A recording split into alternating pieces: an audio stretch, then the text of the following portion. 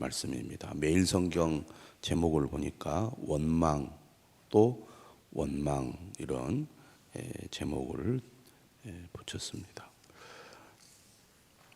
이스라엘 백성들은 하나님의 능력으로 홍해를 건넜습니다. 놀라운 경험을 했고 그들은 하나님의 은혜에 감격하고 찬양을 했습니다. 하지만 홍해를 통과하여 그들이 도달한 곳은 광야였습니다. 그러다 보니까 그들은 곧 어려움에 봉착하게 되는데 사흘이 지났을 때 그들에게 가장 심각한 문제는 바로 물이었습니다. 물이 없어서 그들은 목말라 죽을 수 있는 그런 위기에 처하게 됩니다. 그런데 사흘이 되었을 때 물이 있는 지역에 도달하게 되었고 그곳에서 그들은 이제 우리가 살았구나 그런 기대를 했지만 안타깝게도 마실 수 없는 물이라는 것을 알게 되자 그들은 폭발하고 말았습니다. 모세를 향하여 원망을 하게 된 것이죠. 하나님께서는 모세를 통하여 쓴 물이 단물이 되게 하셔서 그들이 물을 마실 수 있게 해주셨고 그리고 그들에게 뭐라고 말씀하셨느냐면 너희가 너희 하나님 나 여호와의 말을 들어 순종하고 내가 보기에 의를 행하며 내 계명에 귀를 기울이며 내 모든 규례를 지키면 내가 애굽 사람에게 내린 모든 질병 중 하나도 너희에게 내리지 아니하리니 나는 너희를 치료하는 여호와임이라. 하나님을 신뢰하고 하나님을 의지하며 하나님을 따르면 하나님께서 보호해 주시겠다는 겁니다. 그러니까 눈에 보이는 현실로 인하여 하나님을 불신하거나 또는 하나님을 향하여 원망하지 말고 하나님을 절대 신뢰하는 가운데 하나님을 따르라 이렇게 하나님께서 말씀하신 거죠. 그리고 그들에게 엘림이라는 곳으로 인도하셔서 하나님의 풍성한 은혜를 경험하게 했습니다. 이스라엘 백성들은 비록 짧은 기간이지만 하나님의 놀라운 은혜를 경험했죠. 10가지 재앙으로 강대국 애굽의 바로를 완전히 무너뜨리시고 또 그들을 쫓아오던 홍해를 통하여 그들을 수장시키셨습니다. 엄청난 재앙 가운데서도 하나님은 그의 백성들을 보호하여 주셨고 또 그들을 구원해 주셨습니다. 그러한 경험만으로도 하나님이 어떤 분이신지 또 그의 백성들을 어떻게 하나님께서 인도하시는지를 충분히 알았을 것이라고 생각하지만 현실은 그렇지 않았습니다. 하나님이 어떤 분인지 잘 몰랐고 여전히 현실적인 문제에 부딪히면 하나님을 신뢰하고 의지하기보다는 현실적인 문제에 그들이 빠져서 두려워하거나 또 그러한 두려움 때문에 불평하고 원망하는 그런 행동을 하고 말았던 것이죠. 그래서 하나님께서는 마라라는 곳에서 비록 광야의 삶은 매우 힘든 삶이지만 하나님을 신뢰하고 의지하면 반드시 하나님이 도와주신다. 하나님이 그들과 함께 하신다는 것을 체험하게 했습니다. 그러면 그렇구나. 광야의 길이 힘든 길이지만 하나님을 의지하고 하나님을 구하면 하나님이 도와주시는구나 라는 어떤 학습이 되어야 마땅한데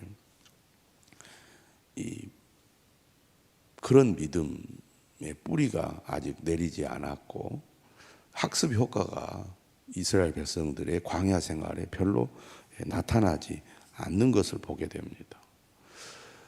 오늘 본문을 보면 이제 엘림을 떠나서 신광야에 이르게 되는데 그곳은 엘림과 시내산 사이에 있는 곳이었습니다. 애굽에서 나온 후 둘째 달 15일이라고 말하고 있습니다. 시간이 많이 흐른 거죠.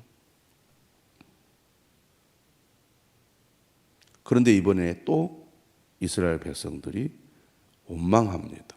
이번에 원망하는 이유는 바로 양식 때문이었습니다. 그들이 나오면서 이제 먹을 것을 준비해 왔을 것입니다.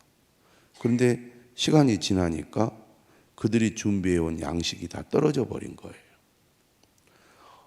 사람에게 있어서 가장 기본적인 생존 필수품, 물과 양식 아니겠습니까? 그런데 양식이 떨어지니까 다시 그들의 본 모습이 드러나는 거예요. 그러면서 그들이 뭐라고 얘기를 합니까? 우리가 애굽 땅에서 고기 가마 곁에 앉아 있던 때와 떡을 배불리 먹던 때에 여호와의 손에 죽었더라면 좋았을 것을. 너희가 이 광야로 우리를 인도해 내어 이 온 회중이 줄여 죽게 하는도다. 하나님의 구원이 얼마나 귀하고 소중한지 잘 모르고 현실적인 어려움에 처하니까 구원이 뭐가 중요해? 자유가 뭐가 중요해? 당장 굶어 죽게 생겼는데 차라리 내가 노예로 살지언정 애굽이 더 좋았던 것 같아 라고 그들이 불평을 터뜨리고 모세를 향하여 아론을 향하여 원망하고 말았습니다. 이스라엘 백성들은 언제부터 원망을 시작을 했느냐면 홍해를 건너기 전부터 원망을 하기 시작했습니다. 그러니까 하나님의 구원이 시작되고 난 후부터 조금만 어려움에 부딪히면 금방 원망하고 불평했어요. 하나님께서 그들을 도와주셨잖아요. 기적같이 그들을 구원해 주셨잖아요. 그런데 사흘을 못 가서 또 원망하지 않습니다. 한 달여가 지나서 양식이 떨어지니까 또 원망을 합니다. 문제는 이러한 원망이 그들의 습관이 되어버렸다는 것입니다. 광야 생활 40년의 이유가 무엇입니까? 바로 불평과 원망입니다. 유튜브를 보니까 이렇게 여러 가지 영상들이 많이 올라오지 않습니까? 좋은 사람을 구별하는 법, 어떤 젊은 여자 강사가 이렇게 짧은 영상을 올린 내용을 제가 한번 들어보았습니다. 핵심은 그거예요. 좋은 사람을 구별하는 법을 이야기하면서 한 가지를 이야기하는데 그게 뭐냐면 말하는 습관을 얘기하더라고요. 늘 불평하고 원망하고 부정적인 말을 하는 사람을 멀리하라. 그 사람의 말은 그 사람의 과거와 현재와 미래를 나타내는 것이고 어떤 생각과 가치관을 가지고 어떤 관점을 가지고 삶을 살아가는지를 그 말이 드러낸다는 거예요. 원망하고 불평하는 사람을 멀리해야 된다.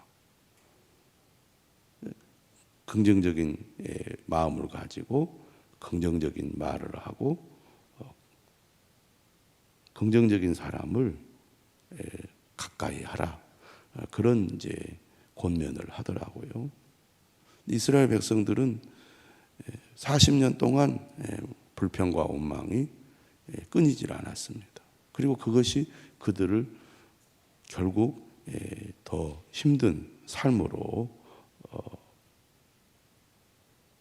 끌고 가고 만 것이죠. 하나님은 어떤 분이신가? 오늘 말씀을 보면 하나님은 그들이 원망과 불평을 했을 때 무조건 원망하고 불평한다고 하나님이 그들을 내치거나 또 그들을 향하여 하나님께서 벌을 내리시거나 또 그를 버리시거나 하지 않으신다는 것입니다. 우리가 원망하고 불평한다고 하나님이 그때마다 징계하고 벌을 내린다면 우리가 어떻게 살겠습니까? 하나님은 어떤 분이신가? 은혜로우신 분이시고 긍휼히 여기시는 분이시잖아요. 어떻게 보면 이스라엘 백성들의 원망과 불평의 이유는 물도 그렇고 양식도 그렇고 가장 기본적인 그들의 그 삶의 문제이기 때문에 기본적인 문제를 해결해 주시는 것은 어떻게 보면 그들을 사랑하는 하나님의 당연한 반응이었다고 볼 수 있습니다. 그래서 하나님께서는 4절에 먼저 왜 원망하느냐 이렇게 말씀하지 않았어요. 나중에 이제 하나님께서 그 원망에 대해서 말씀하시죠. 처음에는 그렇게 말씀하지 않으셨습니다. 내가 너희를 위하여 하늘에서 양식을 비같이 내려주겠다. 그들의 가장 기본적인 필요를 하나님이 채우시고 공급해 주시겠다고 분명히 말씀을 하십니다. 그런데 어떻게 하나님께서 하시겠다고 말하느냐 하면 백성이 나가서 일용할 것을 날마다 거둘 것이라. 그러니까 하나님께서 날마다 그들에게 먹을 것을 제공해 주시겠다는 거예요. 우리가 예수님의 주기도문 기도를 기억합니다. 자주 우리가 하는 기도이기 때문에 일용할 양식을 주옵시고 이렇게 기도하지 않습니까? 이것은 하나님께서 내 삶의 필요를 날마다 공급해 주신다 그런 뜻이고 또 하나님의 사람들에게 있어서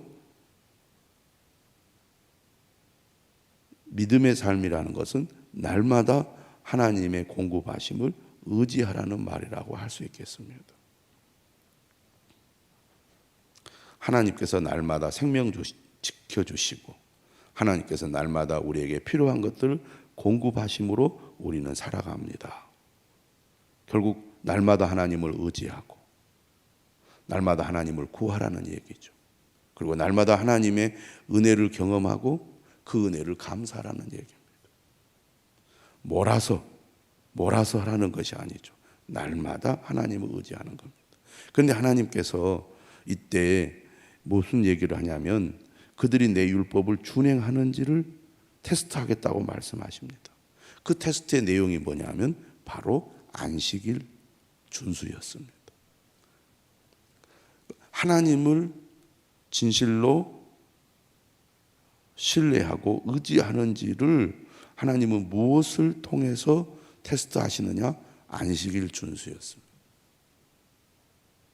우리가 신앙생활을 하면서 나의 삶의 근원은 하나님이시고 나는 오직 하나님만을 믿고 의지하며 삽니다 라는 그 믿음의 고백과 실천을 가장 기본적으로 우리가 하는 것이 주일 성수라고 할 수 있겠습니다. 물론 주일 성수만 하면 내가 믿음 생활을 잘하는 것이다 이렇게 얘기할 수는 없죠. 그러나 우리가 신앙 생활을 시작할 때 주일을 지키는 것 자체가 사실은 만만치 않습니다. 신앙 생활이 완전히 몸에 배기 전까지는 주일 지키는 것도 상당히 힘들거든요. 근데 그렇게 하려고 예를 쓸 때 내 믿음이 세워지는 것이라고 볼 수가 있습니다. 나는 어떤 일이 있더라도 하나님이 내 삶의 우선순위가 되기 때문에 만사를 제쳐놓고 하나님과의 관계를 내가 1번으로 놓는다. 그러한 믿음의 고백과 실천을 우리가 주일 성수를 통해서 행하는 것이죠. 하나님은 지금 안식일 준수를 통해서 은혜 주시고 공급해 주시는 하나님을 진짜 그들이 믿고 신뢰하는지를 테스트하겠다고 말씀하시죠. 그래서 6절에 보면 뭐라고 얘기하느냐 하면 저녁이 되면 너희가 여호와께서 너희를 애굽 땅에서 인도하여 내셨음을 알 것이요. 그것은 무슨 얘기냐면 하나님께서 저녁에 그들에게 메추라기를 공급해 주시겠다는 거고, 아침에는 너희가 여호와의 영광을 보리니, 그것은 뭘 얘기하냐면 만나를 하나님이 주시겠다는 것을 말씀하시는 겁니다. 그러면서 모세가 뭐라고 얘기하느냐면 하나님께서 이렇게 하신 것은 여호와께서 너희가 자기를 향하여 원망함을 들으셨습니다. 그러니까 직접적으로 이스라엘 백성들은 모세와 아론을 향해서 원망을 했습니다. 그런데 하나님은 모세와 아론을 향하여 원망한 것을 하나님 자신에게 한 것으로 하나님은 받아들이셨다는 거죠. 모세가 이렇게 얘기해요. 우리가 누구이기에 너희가 우리에게 대하여 원망하느냐. 다시 말하면 모세와 아론은 하나님의 어떤 메신저죠. 하나님의 뜻을 전달하는 하나의 도구에 불과하거든요. 그러니까 모세와 아론을 향한 원망은 결국 하나님을 향한 원망이라는 겁니다. 그러나 그들에게 필수적인 것이기 때문에 하나님은 저녁에는 고기를 주시고 아침에는 떡으로 배불리 먹게 하시겠다는 겁니다. 그러면서 또 얘기하죠. 이는 여호와께서 자기를 향하여 너희가 원망하는 그 말을 들으셨습니다. 우리가 누구냐? 너희의 원망은 우리를 향하여 함이 아니요 여호와를 향하여 함이로다. 그러니까 원망이라 할지라도 그들에게 생존에 필요한 것들을 구하는 원망이기 때문에 하나님이 들으신 거예요. 은혜의 하나님이시죠. 그리고 아직 이스라엘 백성들의 믿음이 어린아이의 상태라고 하나님이 보신 것 같아요. 그래서 하나님은 그들을 이해하시고 그들의 필요를 공급해 주셨을 뿐만 아니라 9절에 보니까 여호와께 가까이 나아오라. 문제가 있거나 어떤 삶의 위기에 부딪혔을 때 하나님을 찾으라는 얘기입니다. 원망과 불평이 아니라 하나님을 찾고 구하는 것. 이것이 믿음의 사람들이 해야 할 행동이라는 거죠. 우리가 삶의 어려움이나 또 두려움에 맞닥뜨리면 누구를 탓하거나 또 불평하기가 쉽습니다. 그런데 그런 습관이 들기 시작하면 우리 인생은 불행해지는 거고 내 주변 사람들도 불행하게 만듭니다. 두려움이 생기거나 삶의 위기를 만났을 때는 하나님을 찾고 하나님께 도움을 구해야 되겠죠. 하나님께 매달려야 되겠죠. 원망과 불평하지 하기보다는. 11절에 하나님께서 말씀하십니다. 내가 이스라엘 자손의 원망함을 들었노라. 그들에게 말하여 이르기를 너희가 해질 때에는 고기를 먹고 아침에는 떡으로 배부르리니 내가 여호와 너희의 하나님인 줄 알리라 하라 하시니라. 공급해 주시는 하나님, 그들의 필요를 채우시는 하나님이시죠. 또 한 가지 여기서 우리가 뭘 발견합니까? 하나님은 백성들이 어떤 말을 하는지를 다 듣고 계신다는 겁니다. 우리가 평소에 나 혼자 있을 때 어떤 말을 하십니까? 누가 안 보니까 불신앙의 말을 하고 불평과 원망을 터뜨리고 그렇지 않습니까? 하나님이 다 듣고 계신다는 걸 우리가 알아야 되겠습니다. 13절에 저녁에 메추라기가 와서 진에 덮이고 아침에는 이슬이 진 주위에 있더니 이슬이 마른 후에 광야 지면에 작고 둥글며 서리같이 가는 것이 있는 것을 이제 보게 되죠. 그리고 서로 묻습니다. 이것이 무엇이냐? 처음 보니까 그러자 모세가 말합니다. 이는 여호와께서 너희에게 주어 먹게 하신 양식이라. 그래서 만나라는 그 말의 뜻은 이것이 무엇이냐 라는 뜻입니다.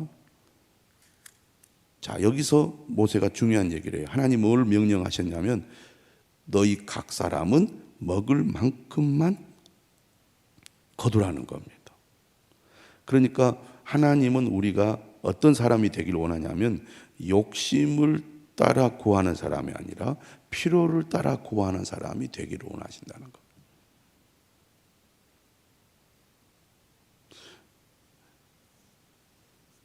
욕심이 잉태하면 죄를 낳잖아요. 탐심이 곧 우상 숭배 아닙니까? 항상 경계해야 될 것인데 오늘 말씀도 우리가 욕심을 따라 구하는 사람이 아니라 필요를 따라 구하는 사람이 되라고 말씀하고 있습니다. 17절에도 얘기하죠. 그 이스라엘 자손이 그 말에 순종을 했어요. 그래서 그 거둔 것이 많기도 하고 적기도 했지만 결국 이 양을 재어 보니까 거둔 자도 남음이 없고 적게 거둔 자도 부족함이 없더라 그 말입니다. 각 사람은 먹을 만큼만 거두었다는 거죠. 그 남과 비교해 가지고 내 것이 많네 적네 할 필요가 없습니다. 하나님이 공급해 주신 것을 감사하고 우리가 그것을 잘 사용하면 되는 거예요. 욕심 부리면 안 됩니다. 그런데 그 중에 어떤 사람이 있었느냐? 20절에 보니까 더러는 아침까지 주었다고 순종하지 않고 그런데 그 다음 아침까지 두었더니 벌레가 생기고 냄새가 났더라 그 말입니다. 그래서 21절에 무리가 아침마다 각 사람은 먹을 만큼만 거두었고 햇볕이 뜨겁게 쬐면 그것이 쓰러졌더라. 그러니까 먹을 수 없게 그냥 흐물흐물해졌다는 얘기죠. 그러니까 그날 하나님의 공급하심을 받고 또 하나님의 그 공급하심에 감사하라는 얘기죠. 욕심 부리지 말라는 겁니다. 믿음이란 날마다 하나님의 공급하심을 바라고 그 공급하심에 따라 감사하며 사는 것입니다. 하나님이 우리의 필요를 채워주심을 믿고 신뢰하는 것입니다.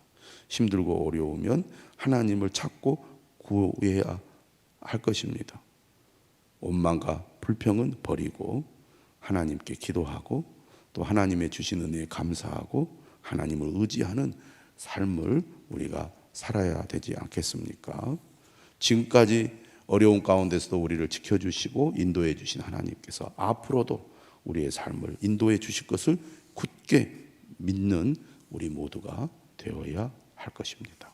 기도하겠습니다. 하나님 감사합니다.